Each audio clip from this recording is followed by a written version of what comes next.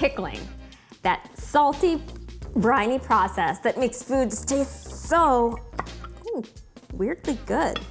I'm Cheryl Kirschenbaum, and on this episode of Serving Up Science, we are exploring the science and history of pickles. The word pickle comes from the Dutch pekkel, or Northern German pokel, meaning brine. Pickling is the process of adding acid to or producing acid through the controlled fermentation of vegetables.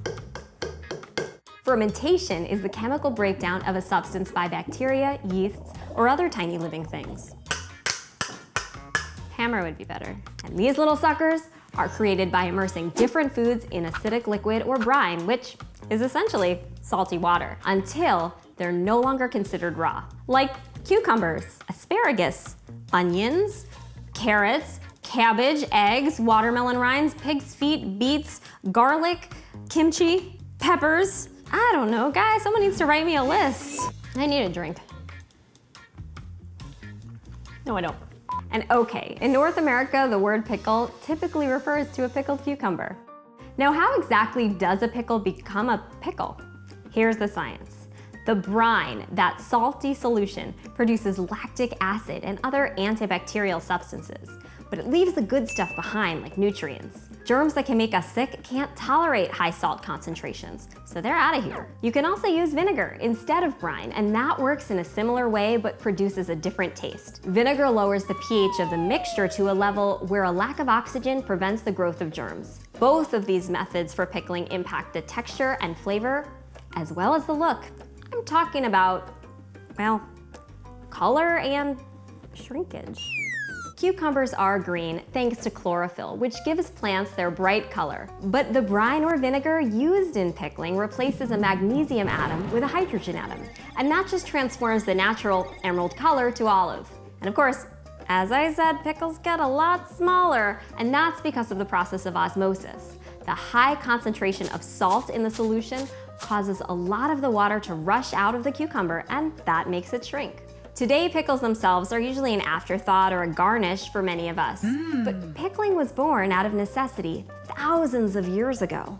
Our ancestors couldn't exactly store leftovers in the fridge or freezer, so they were in, well, a pickle, dealing with the spoiled food, which frequently led to dangerous illnesses. And it's not like they could get antibiotics or pop some of the pink stuff when things went south. The consequences of eating rotten foods could be deadly, and they still are today. Pickling began a long time ago in a galaxy far, far away, ancient Mesopotamia. Foods were pickled for storage, convenience, and simply because we didn't have many other options. It was the way to be able to enjoy out-of-season vegetables and fruits all year round. While pickles were originally created so foods wouldn't spoil, we continue the practice today because we like the way they taste. Pickles also came into favor as one of the earliest travel foods. Sailors could safely store pickled fruits and vegetables to satisfy hunger quickly en route to who knows where without additional prep. And pickled foods spring up in surprising ways throughout history. Queen Cleopatra, legendary for her beauty, credited pickles with contributing to her health and looks. And the logic isn't all that far-fetched. We're preserving our foods through pickling, so why not preserve our bodies that way? Of course, she couldn't have visited a department store cosmetics counter, so hey, I give her credit for creativity. Around the same time, Roman emperors believed that eating pickles would make their soldiers strong. And later, Napoleon held a similar notion. In fact, Shakespeare references pickles in many of his plays like Hamlet and Twelfth Night, and Christopher Columbus, he brought them on his journey when pickles were understood to prevent scurvy. So pickling and pickles have been eaten and celebrated for thousands of years, and we continue to enjoy them today. Here's the important part. When pickling, don't go rogue. You absolutely do not want to change the vinegar, food, or water proportions in any pickling recipe you might try. Why? Well, it all goes back to safety, which is the reason we started pickling in the first place.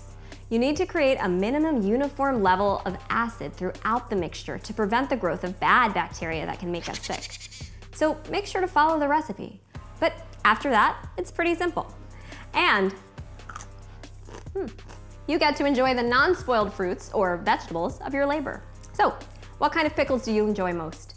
Let us know what you think of this video and share your favorite kinds of pickles in the comments. And make sure to subscribe. Peter Piper picked a peck of pickled peppers. A peck of pickled peppers Peter Piper picked. If Peter Piper picked a peck of pickled peppers, where's the peck of pickled peppers Peter Piper picked? Woo!